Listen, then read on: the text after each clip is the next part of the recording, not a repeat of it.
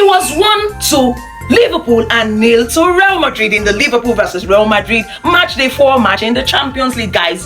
Yes, it was expected that Liverpool was going to come really hot. I mean, any team, like I always say, any team that wants to play Real Madrid comes correct. It is Real Madrid, and so it was expected that they would perform, but nobody saw that Real Madrid would be boxed the way they were. I mean, Liverpool had the better chances in that match. They had a better game. They played brilliantly in that match, and all they had to do was box Real Madrid and get the result that they needed. Thanks to Courtois, I mean, that match should have ended like 3-0 if not for Courtois, the Belgian wall. I mean, he did brilliantly. Apart from Courtois in the Real Madrid side, it was also Carreras, another player that performed brilliantly in that match. Valverde, yes, to Tchouaméni, yes, but for the rest of the players, Mbappe was boxed. Bradley was able to contain Vinicius Jr. I mean, I expected Xabi Alonso to have subbed Vini Jr. immediately after the first half, or maybe after 10 minutes of the second half, but he didn't.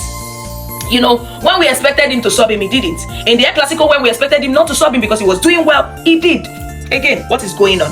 I think Xabi Alonso needs to sit down with his team of management and understand what they are doing. There are some tactical changes that he should have done. I expected him to have subbed off Vinicius Jr. and put Rodrigo in that wing. Rodrigo has said times with that number that he prefers playing in the left wing, than the right wing. But he was subbed in and brought in as a right winger, which he quite doesn't appreciate. We have lost against 2 teams this season, and they are against 2 big teams. The only big team we've basically won this season is Barcelona, and we all know why we won the match. Now, if you study the pattern, you'd notice that these other teams come with a fast-paced football. They come playing fast-paced football, and once they start to do that, Madrid players lose their control on the ball. This is exactly what Atletico Madrid did with us. I mean, they came in playing us back to back, and before you know it, we lost control of the ball. Should I also talk about the aerial duels? I mean, most of the goals were conceived from aerial duels in the Atletico Madrid match. The only goal in the Liverpool match was also conceived from an aerial duel. I mean, if we have to count the attempts that they had from corner kicks alone, it was like 3 attempts. Thankfully, Courtois was able to save most of their corner kick attempts. We are not good with area duels. We need to work on that. We have tall players, yet we are not good with area. How many corner kick goals have we scored this season? I don't even think if we have any. I think 1, Militao or so. I can't remember. That's to show you that it is not significant.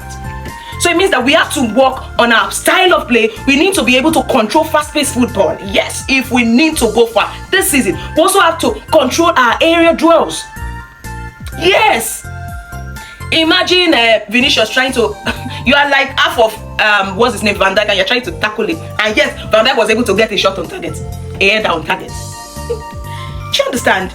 I mean, I've always said it that yes, I see that we are improving compared to last season, but we are not there yet. I know what I'm saying. I really hope that we're able to get it right before the end of the season, before we go trophyless in this season.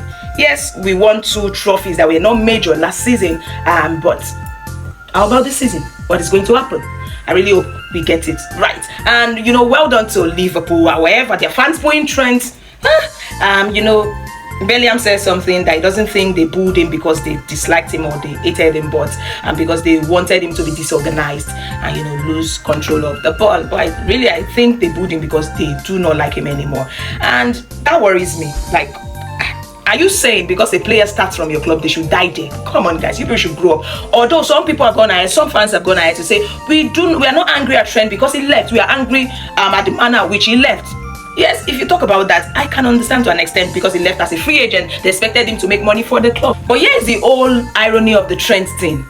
Liverpool fans hated, or they are hating on Trent for the way he left, but welcomed Isak that did the same thing to his Newcastle side.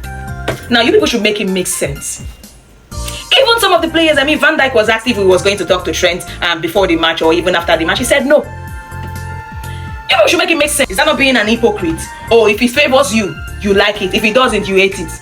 You all should make it make sense, please. Isak did the same thing to Newcastle. You want to say Newcastle was not his boy club? Please come off that. So you people have no right whatsoever. Like I said, what did he do to you people? What money did he add to your bank account? Shame on you all. Anyways, well done to Liverpool, who was obviously the better side in that match yesterday, and they deserved that win. They worked really hard for it, and I'm glad they did. How can I not talk about McAllister, the man that got the only goal in that match and went ahead to win the man of the match? I mean, remember that this same guy got a goal for Liverpool the last time Liverpool met Real Madrid and also went ahead to win the man of the match in that match. So it is safe to say it is McAllister versus Real Madrid.